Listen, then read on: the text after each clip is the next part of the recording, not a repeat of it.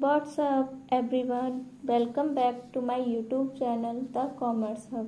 Hello student, कैसे हैं आप? चलिए स्टार्ट करते हैं अपनी वीडियो को और नए क्वेश्चन के साथ। तो चलिए देखते हैं कि हमारा क्वेश्चन क्या है। पास journal entries for the following transactions provide depreciation on furniture costing 50,000 rupees at the rate 10% and machinery costing 3 lakh rupees at the rate 10%. Receive cash 40,000 rupees for bad debts written off last year. Ajay Singh was declared bankrupt. He owed 80,000 rupees to us. Nothing could be recovered from his estate. 2 lakh rupees for wages and 37,500 salaries are outstanding. Purchased furniture for 60,000 rupees for the proprietor and paid the amount by check. Provide 8% interest on capital amounting to 20 lakh rupees. Provide interest on drawing 8,000. तो चलिए journal entry बनाते हैं। तो पहला क्या है? Provide depreciation on furniture. Furniture पर depreciation है कितना? 10%। कितने रुपए हैं? 50,000। अब जब 50,000 पर 10% डेप्रिसिएशन लगेगा तो कितना आएगा? 5,000। कितना? 5,000। तो यहाँ हम लिखेंगे depreciation account debit to furniture account. कितना? 5,000। अब क्या कह रहा है? Machinery costing 3 lakh at the rate 10%। अब 3 लाख पे 10% कितना आएगा? 30,000। कितना आएगा? 30,000। तो क्या आएगा? यहाँ पे लिखेंगे depreciation account debit to machinery account. कितना? 30,000। कितना है? 30,000। अब क्या कह रहा है? रिसीव कैश 40,000 फॉर बैड डेब्ट written off last year written off हो गए, मतलब कि कवर हो गए। तो कितना? 40,000। तो यहाँ एंट्री बनेगी cash account debit to bad debts recovered account. कितना? 40,000। ठीक है। अब क्या कह रहा है? Ajay Devgan was declared bankrupt. He owed 18,000 rupees to us. Nothing could be recovered from his estate. तो क्या होगी इसकी एंट्री? इसकी एंट्री होगी bad debts account debit to Ajay Singh account. कितना? 18,000। ठीक है। फिर क्या है? 2 lakh rupees for wages and 37,500 for salary are outstanding. तो चलिए क्या होगी? Wages account debit to outstanding wages account. कितना? 2 lakh rupees.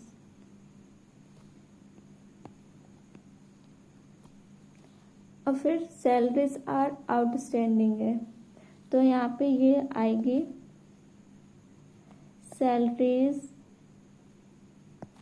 Account debit to outstanding salaries account. कितना है?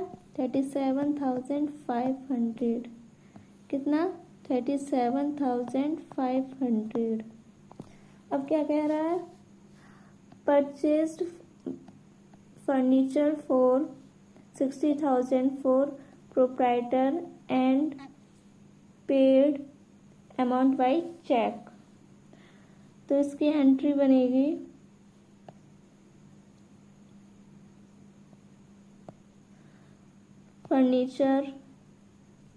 Furniture account debit to bank account. कितना?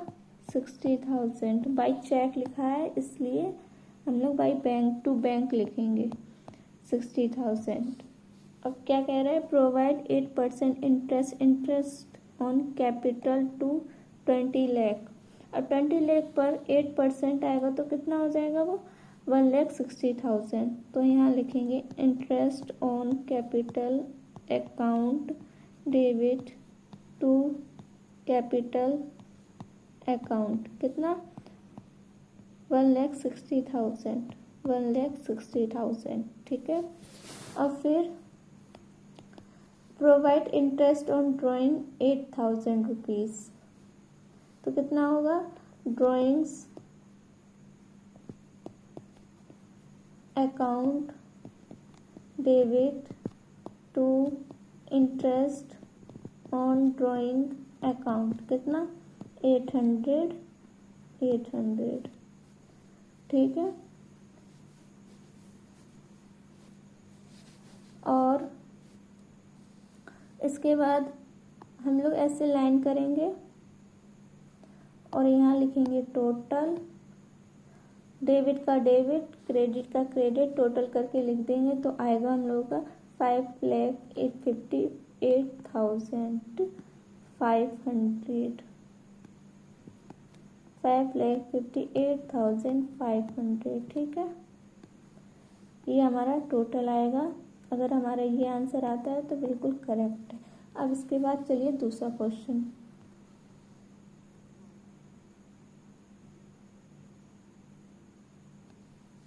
दूसरा क्वेश्चन क्या है? पास journal entries for the following. Purchase goods for cash 50,000 rupees and spend 4,000 rupees for their carriage. Number 10. Purchased machinery for cash 3 lakh rupees and spent 20,000 rupees for this carriage. Number 15. Paid by check 2 lakh rupees for cement, 1 lakh rupees for timber, 50,000 as basis for construction of building. Number 15. Purchased on an old machinery for 2 lakh rupees and spent 25,000 on its immediate repair. Number 20. Paid 21,500 for repair some other machinery. तो चलिए बनाते हैं general entries. पहले यहाँ लिखेंगे number 5 क्या है? Account बना लें।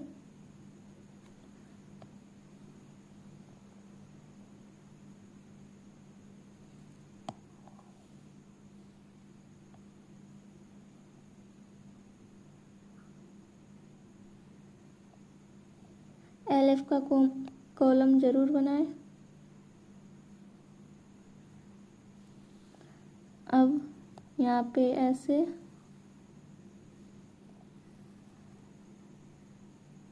Date, particulars, LF, debit, credit, journal. ठीक है। फिर उसके बाद अब हम लोग करेंगे अपनी एंट्री स्टार्ट। यहाँ लिखेंगे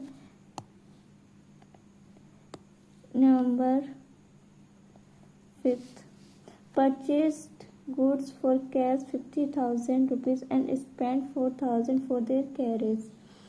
तो यहाँ लिखेंगे purchases account debit carriage account debit to cash account. कितना हो जाएगा? यहाँ 50,000 रुपीज़, यहाँ 4,000 रुपीज़, टोटल हो जाएगा 54,000. अब क्या कह रहा है? Number 10, purchase machinery for cash 3 lakh and spend 20,000 for its carriage. तो यहाँ लिखेंगे number 10, machinery account debit to cash account कितना? 3,20,000 रुपीज़. 3,20,000 रुपीज़. इसकी एंट्री ऐसे भी बन सकती थी कि machinery account debit carriage account debit to cash account. कितना? यहाँ पे 3 lakh rupees, 20,000 rupees, total 3,20,000 rupees. हम लोग ऐसे भी बना सकते थे और ऐसे भी. आपको जो सरल लगे आप वो वाली बनाइए. ठीक है. अब उसके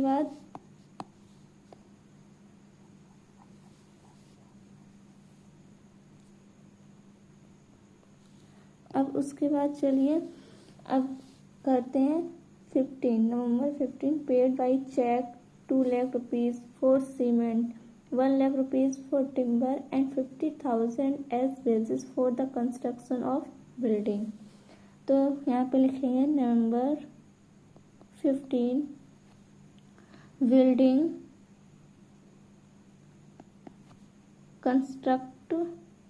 construction account debit to bank account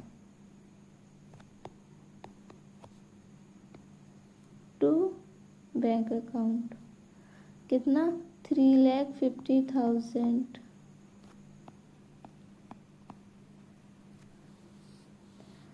Purchased an old machinery for 2 lakh rupees and spent 25,000 on its immediate repairs. तो इसके यहाँ पे लिखेंगे नवंबर 17. अब लिखो machinery account debit to cash account. कितना? 2,25,000. 2,25,000. ठीक है.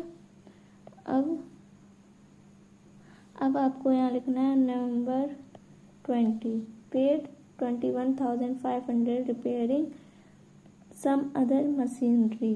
तो यहाँ लिखोगे रिपेयर्स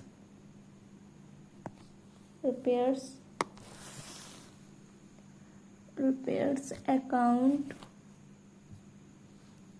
रिपेयर्स एंड मेंटेनेंस